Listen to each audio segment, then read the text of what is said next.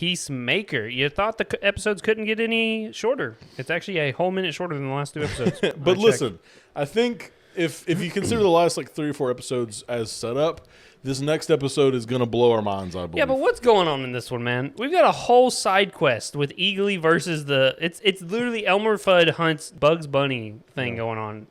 I like all that stuff, and especially we get the realization this week.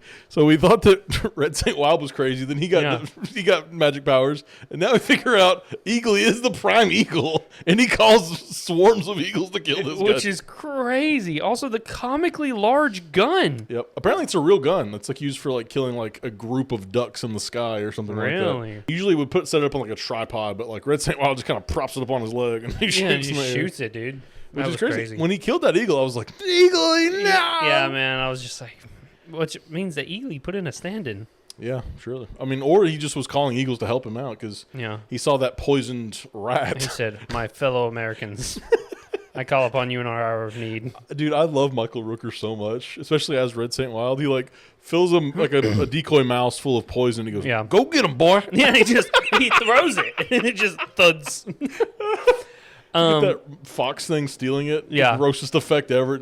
Yes, the throw up, dude. Oh my God. You get some really cool scenes with Rick Flag Sr. just going to town on Peacemaker. I was like, there's no way Peacemaker gets out of this because he's like elbowing him and kneeing him across the thing. God, it looked like he smashed his face in a few times, man. That's some WWE right there. Yeah, that is. I didn't know this. Peacemaker's character was written for Batista. Yes, yeah. I didn't know that. Which is interesting because if you write that for Batista, who has like Filipino roots, I believe, you couldn't have gone the white supremacist racist dad route. Right. So John Cena, his character kind of informed, or his casting really informed the character that came out of it, you know? And that's the thing, too, because I saw this, which I already knew because I talked about it in one of the previous episodes, that John Cena was not James Gunn's first pick. He was actually one of his last picks. Yeah. And I was like, I wonder who he was picking. I didn't know, and I didn't ever look it up. But Batista has gone on in the last couple weeks and said, like, John Cena has done amazing with this role. Mm-hmm. I know it was written for me, but, like, I could never have done what he has done for this character. So humble, dude. Yeah, like, absolutely. I love Batista, dude. He's in, like, Dune and all these, like, really high, like, priority movies. And I'm like, yeah, you could do Peacemaker, dog. Yeah, of course you could do it. He could definitely do it. But, like, John Cena is just phenomenal. Yeah. It was almost like he was made for this role, even though, which is even crazier because the role was not made for him, you know? Yeah, for sure. And especially when you write a role knowing what actor you're going to pick, it's so hard to get someone else to then take over that role. Fun fact, too, James Gunn has talked about this on the podcast, but Lance Reddick was supposed to play the boss of the 11th Street Kids in the last season. No. It wasn't because he died. It was just because he had other priorities. I think he was working on the Continental show or something. The Continental, or it could have been the Resident Evil show he was in. Or that's what it was, I think. Or Percy Jackson. He was also in Percy Jackson. Damn, it might have been Percy Jackson, too. There was some other prior engagement, so he had to pick Chuck Weddy or... the Supreme Intelligence. Yes, yeah. Mm-hmm. Or no, the Evolutionary. Right? High Evolutionary. I always get him in the Supreme Intelligence. Which, that's why he got the job, was because he worked with Peacemaker, and like he was like, and James Gunn's like, oh, this dude's amazing. Yeah, of course he'll be the villain in the next Guardians. Like, incredible stuff comes out of, missed casting. Mm-hmm. But at some levels, he's even said, like, I think he wrote this role for Michael Rooker, but someone else came in to do it. Yeah. And he's like, well, let's just get Michael Rooker in. Let's just do it. He's like, well, okay, so that didn't work. Okay, we'll go. Also, this continues the tradition of Michael Rooker dying in the most horrible ways in James Gunn projects. Dude, it's insane. And Michael Rooker just keeps coming back. He's like, I can't wait to see how he kills me in the next one.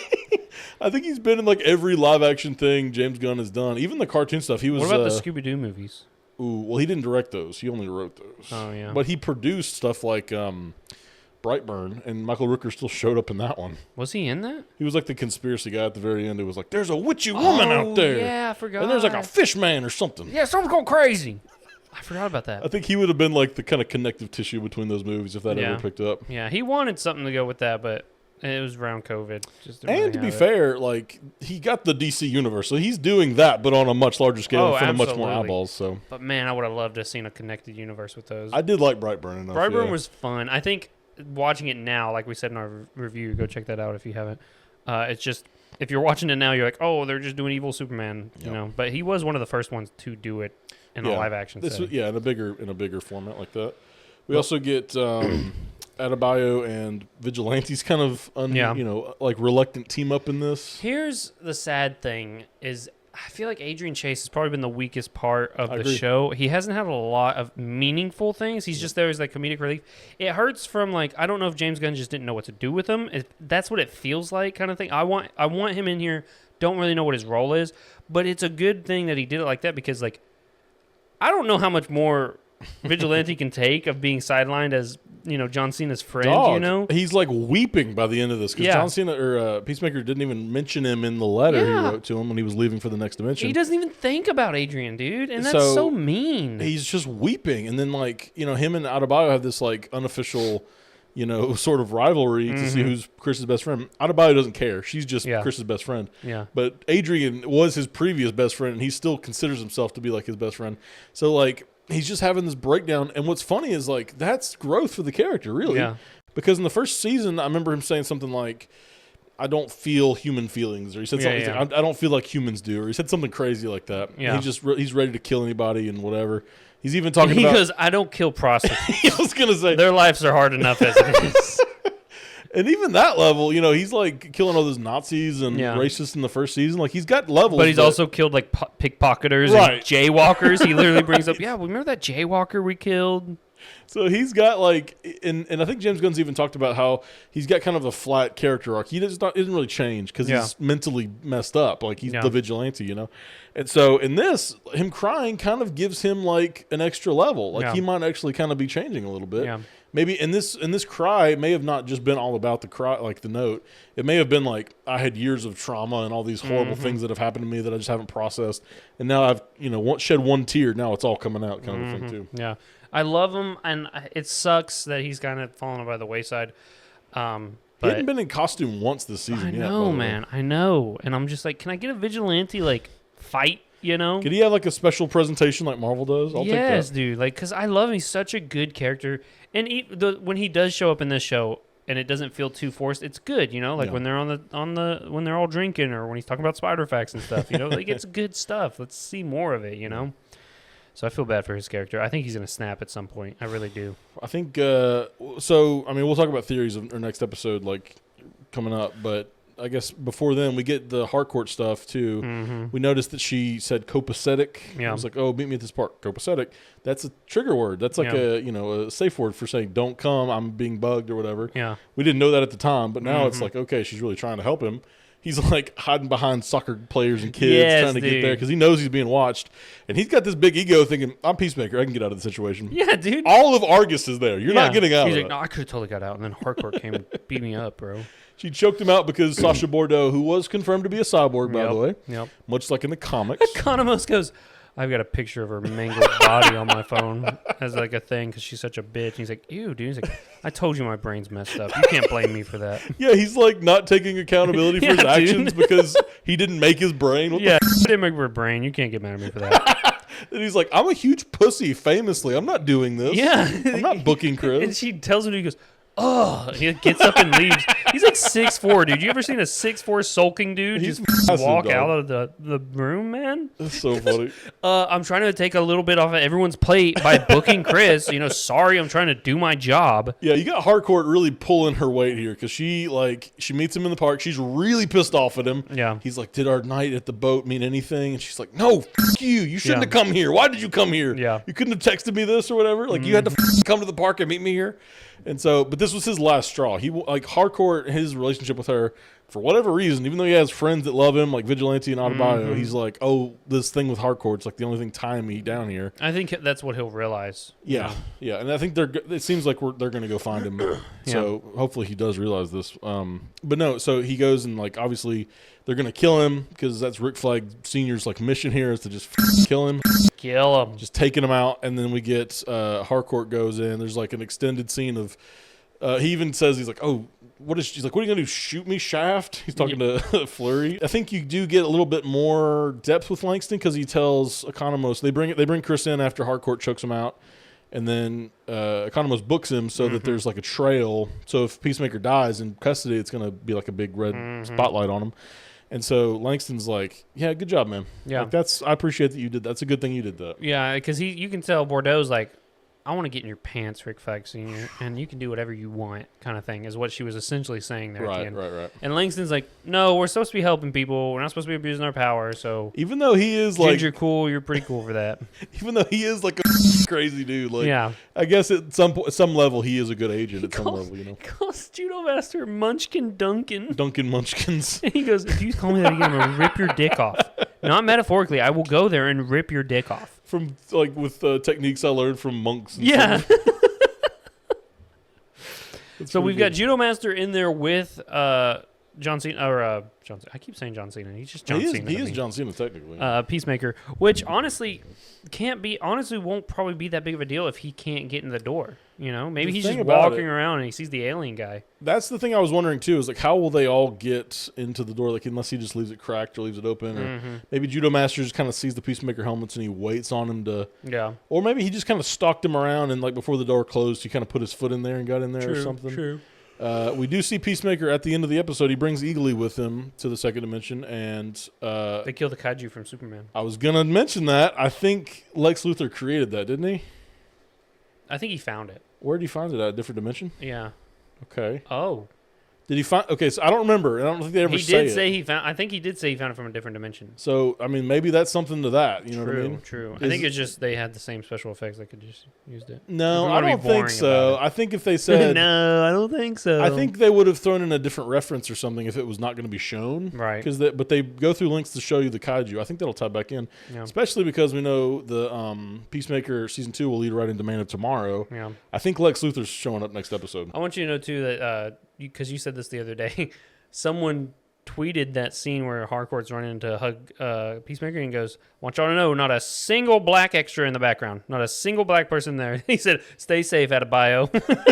So it can still be Earth X. We haven't confirmed anything. I think if you look at the scene in the park in our normal dimension, you'll notice the amount of people that aren't white, the non-white population. Yeah. So it's almost like it's very, very forced. You know what I mean? Not even forced. It's something you just notice. It's like there's like this really hot black lady that walks by, and then you get Fleury doing like this with his glasses. Yeah. He's like, I got eyes on, or something like that. So you notice like there's people of color in this normal dimension, and like even like all the Argus people, like there's several like. I mean, Bordeaux and Langston are not seen in the other world. Yeah, and also Judo Master, he's a different, he's a Chinaman. He's a Chinaman, whatever they called him. In the last that wasn't very nice. He's from Vietnam. You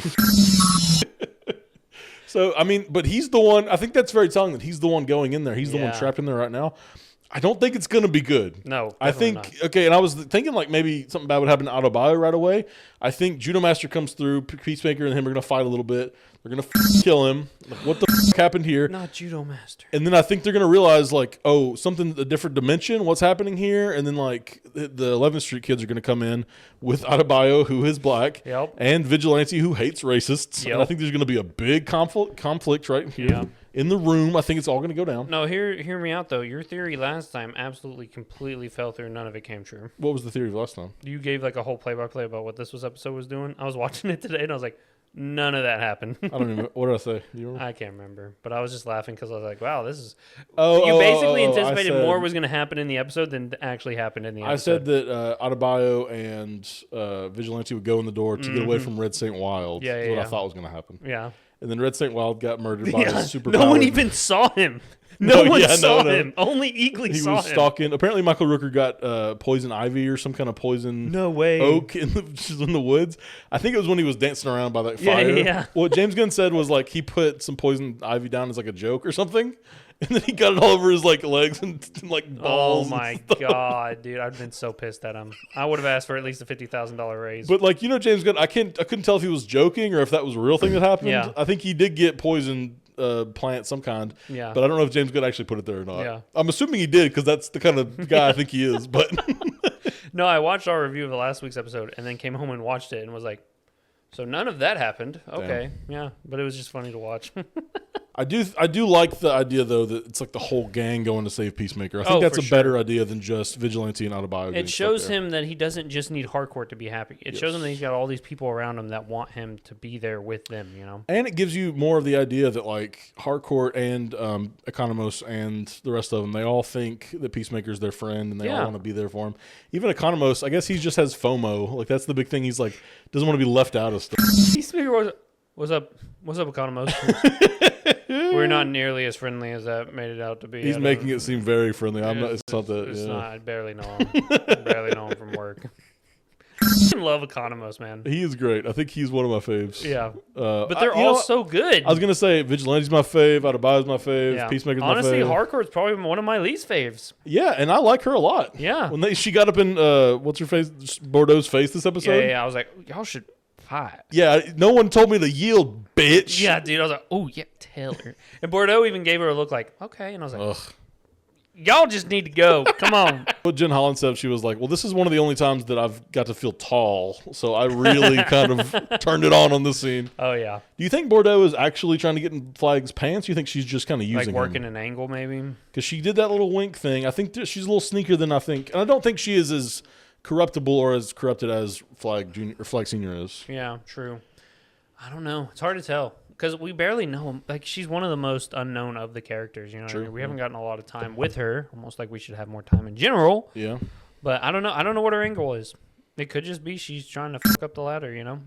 Oh, we saw the funeral, too, in the beginning of this.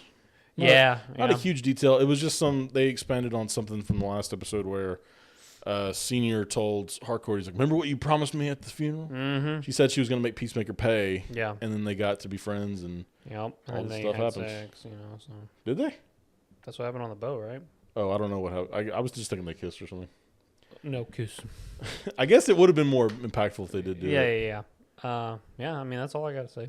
Good episode. Very fun episode. I liked it. I know it's short. What should they do, Stu? They should hit the like button, hit the hype button. It's free 3 times a week. Crazy that it's not always free. I don't feel like anyone's ever said anything about it. Like we saw a little thing about it on our YouTube. Yeah. Well, I looked it up on stream. If you guys want to go see a stream, they introduced it a year ago. They've been introducing it region by region, so it is region locked. Our buddy Dante, shout out the GOAT, literally used the VPN so he could hype us up. So appreciate that. But yeah, hit that like button, the hype button, sub button, noti button.